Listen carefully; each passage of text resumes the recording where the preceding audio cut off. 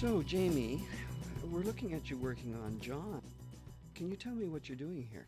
This is just an effleurage, it's called. It's to cause vasodilation or open up the blood vessels and get everything flowing. You'll see I'm working towards the heart and towards the lymphatics, which are located in John's armpits there, where my hands are going to.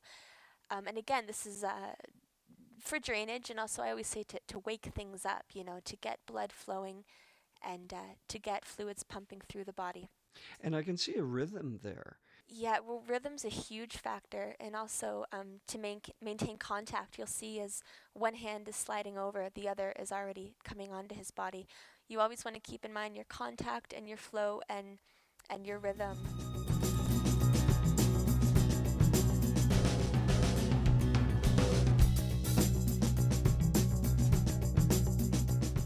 Can you give me a sense of how much actual pressure you're applying at that point? You have to adjust your pressure to the contours of the body. The crest of his neck, there's a lot of muscle tissue there. I can use quite a bit of pressure. As I come over the scapula or the shoulder blade here, there's a spine of the scapula, we call that. There's a lot of bony prominences on the scapula. So we lighten the pressure up a little bit there.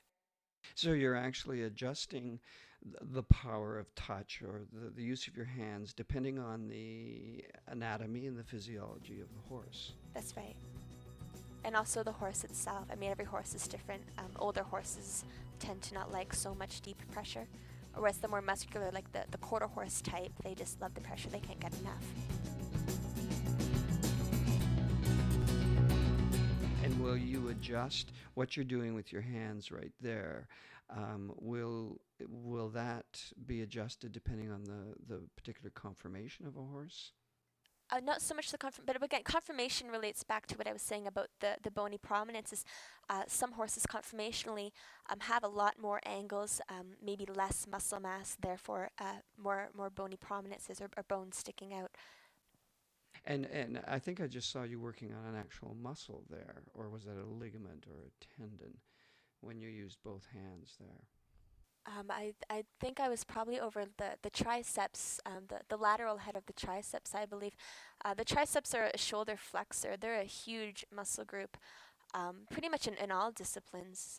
Jumpers use it to tuck up the forelimbs. And And in the fore, how are all these muscle systems and joint systems interconnected? well, we group them all differently. We have the neck flexors and the neck extensors. The neck flexors are almost like John's throat. The neck extensors run across the crest of the neck. Same with the shoulder. With every articulation or joint, we have extensors and flexors. So And I notice too that after slightly more vigorous work in a particular area, you go back to that back to the effleurage. drainage. Always incorporate the effleurage. Always incorporate the drainage after every technique. As I get more specific and I use more pressure, I'm causing a lot of chemical changes. I'm breaking up a lot of tissues. There's probably a lot of lactic acid and things like that being released. So we always need to drain.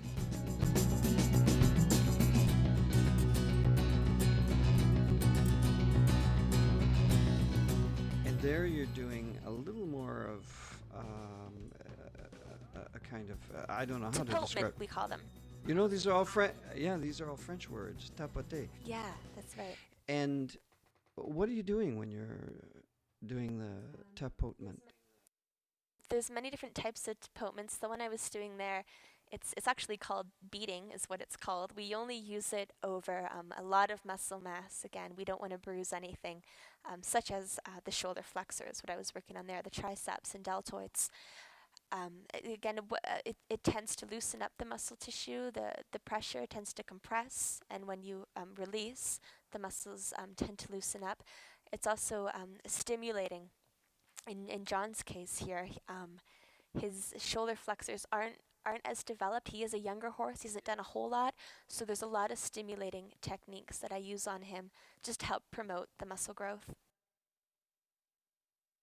And can you tell me what's happening neurologically in John right at the moment? What's happening in his brain as you're giving this treatment? Well, John's a funny horse.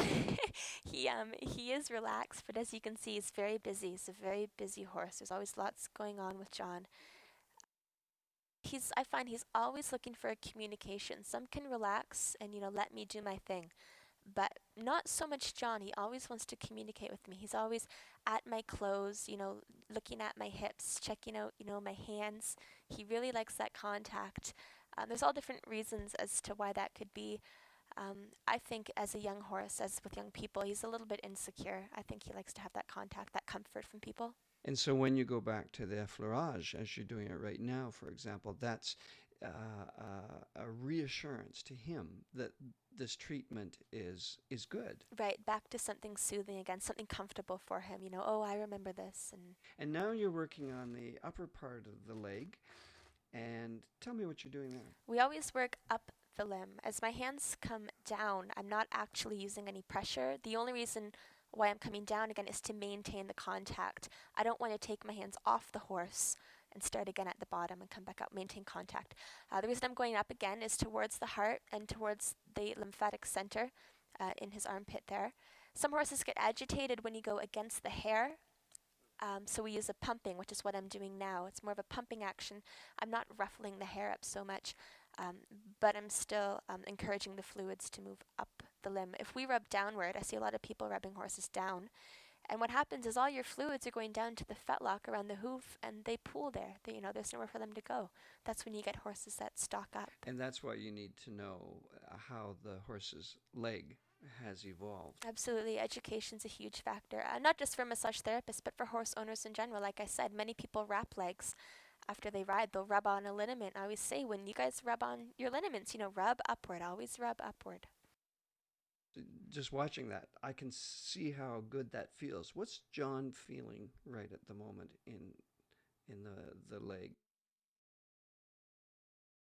With John, I believe he seems a little bit ticklish to me too. He's always very fidgety. These muscles have never been touched like this before on him. He's never had these manipulations done to him before me, so he's still getting used to it. It's a strange feeling at first, As people, we're used to contact all the time. Horses, not so much, especially on this area around the legs. So new muscles in a new horse, i.e. a young horse, require an introduction. Absolutely, and it's just like us. We use our hands all the time. Our hands aren't very sensitive, whereas we may be more ticklish around our sides or our stomachs, whatnot. The areas that don't have contact so much. In this case, being John's forearm. Now you're working on the joint there, and there's a very subtle thing you're doing there. Can you explain that? That's a vibration. That's a fine vibration. Fine vibes are used to help dissipate fluid. Again, to help, it's stimulating to help get fluids going, and the fine vibes, as opposed to coarse vibes, can also have a relaxing or a soothing effect on the horse. And then you worked on the lower part of the leg. Right. The reason we start at the uppermost is to warm up those tissues so that when we do move down to the lower aspect of the limb, the fluids and blood have somewhere to go. It's already warmed up up top. Okay, so you're creating heat, you're creating friction, you're creating blood flow, and there must be hundreds of little muscles in there that are responding and relaxing. Yeah, tendons, ligaments, and muscle bellies, and also the deeper tissues that we can't get to directly, like say check ligaments. Check ligaments, help attach a ligament. So things like that, we're not going to put our hands on directly, but reflexly or secondarily, they do become soothed or stimulated, depending on what you want to achieve. Now you're working on the pastern at the moment. Yeah, I'm actually scratching the coronet band. That's something I tell owners to do also. I mean, you can't cause any damage by scratching the coronet band. It's great to, again, stimulate activity, get blood circulation going. It's a great thing to do on horses that have laminitis or any sort of foot issues going on at all. And it becomes relaxing. They actually start to really enjoy having that area scratched.